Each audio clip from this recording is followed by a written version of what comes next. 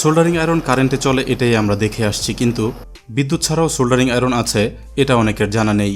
আজকের ভিডিওতে আছে ভিন্ন রকম একটি সোল্ডারিং আয়রন, ব্যবহারে দরকার হয় না বিদ্যুৎ সংযোগের, চলে গ্যাসের মাধ্যমে।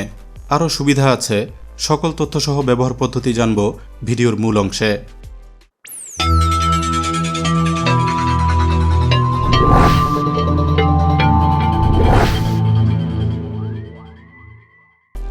কিছুদিন আগে দারাজের ওয়েবসাইট ভিজিট করছিলাম, হঠাৎই চোখে পড়ল ভিন্ন কনসেপ্টের এই সোল্ডারিং আয়রনটি। সার্চ করে অনেকগুলো পেলাম, 600 থেকে 800 টাকার মধ্যে আছে বেশ কয়েকটি মডেল। এটা গ্লোবাল প্রোডাক্ট, আসবে চায়না থেকে। কেমন এই আয়রন জানতে হবে, অতএব অর্ডার করলাম। অর্ডার করার পর হাতে পেয়েছি 2 দিন আগে। চায়না থেকে আমার হাতে আসতে সর্বমোট সময় লেগেছে 18 দিন। এখন দেখতে পারবো কেমন কাজ করে গ্যাস চালিত সোল্ডারিং আয়রন। আমরা সবাই জানি ইলেকট্রনিক্স নিয়ে কাজ করতে গেলে সোল্ডারিং আয়রন খুবই গুরুত্বপূর্ণ। সাধারণ সোল্ডারিংয়ে আমরা ব্যবহার করি 220 ভোল্ট এসি কারেন্ট চালিত 40 থেকে 60 ওয়াটের আয়রন। এই আয়রনটিতে বিদ্যুৎ সংযোগের ব্যবস্থা নেই, চলে লাইটারে ব্যবহার করা হয় এরকম বিউটেন গ্যাসে। কার্যক্ষমতা অনুযায়ী এটার পাওয়ার কনজাম্পশন লেখা আছে 70 থেকে 100 ওয়াট সমমানের। যেহেতু গ্যাসে চলে, আগুন হলো এটার মূল শক্তি। প্যাকেটের পেছনে জরুরি কিছু নির্দেশনা আছে, ঝুঁকি এড়াতে অবশ্যই পড়ে নিতে হবে। খুব সিম্পল প্যাকেজিং, বেসিক আইটেম ছাড়া খুব একটা অ্যাক্সেসরিজ নেই।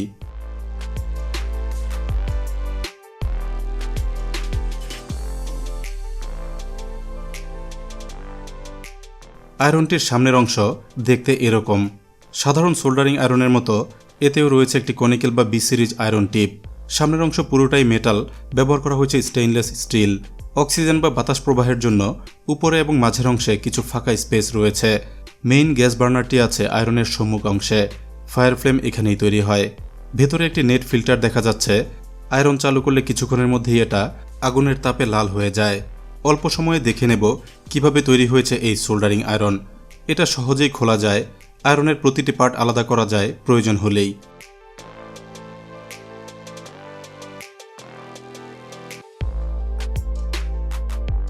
এটা মেটাল কভার, ভেতরের এই অংশটি হলো গ্যাস বার্নার। পিতল এবং স্টিলের কম্বিনেশনে তৈরি হয়েছে এই অংশটি।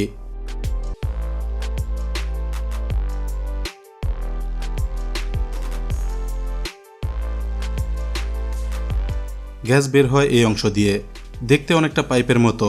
ছোট্ট একটি ছিদ্র আছে ঠিক মাঝখানে। এই ছিল সামনের অংশ।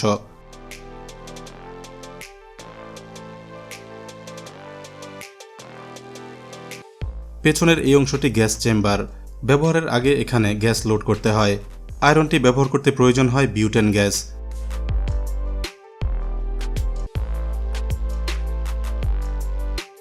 সূচের মতো চিকন একটি পাইপ রয়েছে পরিমাণ মতো গ্যাস আনলোড হতে। দীর্ঘ সময় আয়রনটি ব্যবহার করতে পর্যাপ্ত পরিমাণ গ্যাস লোডের জন্য ট্যাঙ্কে আছে পর্যাপ্ত জায়গা। পেছনে রয়েছে ছোট্ট একটি ভালভ, এখান দিয়েই লোড করতে হয় বিউটেন গ্যাস। 30 ml গ্যাস ধারণের ক্ষমতা রয়েছে এই চেম্বারটির। গ্যাস চেম্বারটি বেশ হালকা, সম্ভবত অ্যালুমিনিয়ামে তৈরি। ছোট্ট একটি সুইচ বা নব রয়েছে আয়রনের ঠিক মাঝখানে। এটা দিয়ে গ্যাসের প্রবাহ চালু বা বন্ধ করা যায়। একই সাথে প্রেসার নিয়ন্ত্রণ করা যায় ধীরে ধীরে হাতে ঘুরিয়ে। তাপমাত্রা বেশি দরকার হলে গ্যাস বাড়াতে হয়, আর কম প্রয়োজন হলে কমিয়ে দিতে হয়। আয়রনটি রিফিল করতে দারাজেই পেয়েছিলাম গ্যাস সিলিন্ডার। এটা বিউটেন গ্যাসের সিলিন্ডার, দাম নিয়েছিল 130 টাকা। গ্যাস বার্নার, আয়রন বা লাইটার সহ বিউটেন গ্যাস চালিত বিভিন্ন আইটেম এটা দিয়ে রিফিল করা যায়। আয়রনের গ্যাস চেম্বারটি এবার রিফিল করব, দেখব কেমন কাজ করে গ্যাস চালিত সোল্ডারিং আয়রন।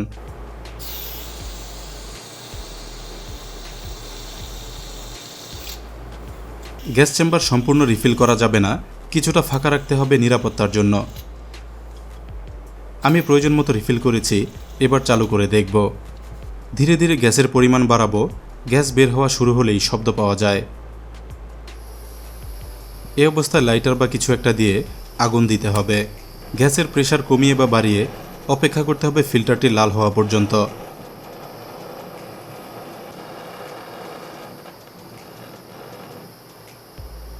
পর্যাপ্ত লাল হয়ে গেলে গ্যাসের শব্দ খুব কমে যাবে।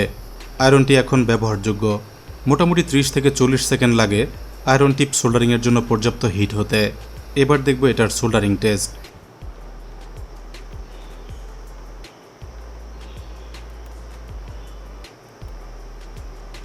গ্যাস সোল্ডারিং আয়রন ব্যবহারের অভিজ্ঞতা ছিল বেশ মজার।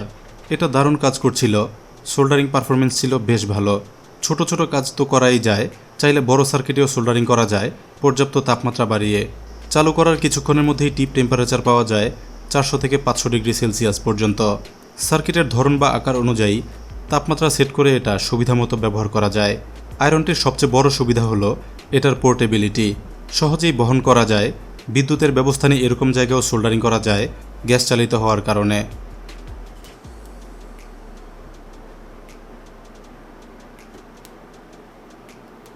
শুধু সোল্ডারিং আয়রন হিসেবেই নয়, এটাতে আছে আরও সুবিধা। এসি, ফ্রিজ বা এ জাতীয় যন্ত্রপাতি তৈরি বা রিপেয়ারে হাই টেম্পারেচার গ্যাস বার্নার অবশ্যই প্রয়োজন হয়। বিভিন্ন রিসার্চ ল্যাবেও প্রয়োজন হয় পোর্টেবল গ্যাস বার্নার। এটার সোল্ডারিং ইউনিট খুললে হয়ে যায় ফ্লেম গান বা পোর্টেবল গ্যাস বার্নার।